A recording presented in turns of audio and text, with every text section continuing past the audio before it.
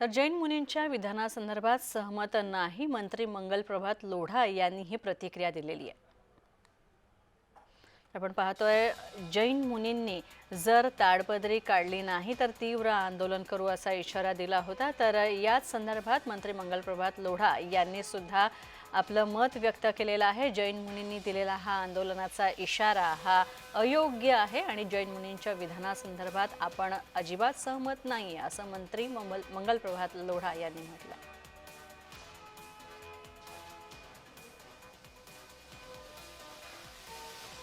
तर याआधी सुद्धा मुंबई महानगरपालिकेतर्फे दादर इथला कबूतरखाना झाकण्यात आला होता। तसंच कबुतरांना पशुपक्ष्यांना खाद्य टाकू नये अशी सक्त ताकीद सुद्धा देण्यात आली होती। कोर्टाचा सुद्धा तसाच आदेश होता, मात्र हा आदेश धुडकावून लावत जैन समाजानं आंदोलन केलं होतं। तर त्यानंतर आता पुन्हा एकदा पालिकेनं ताडपदरी इथं कबूतरखान्यावर अंथरली आहे।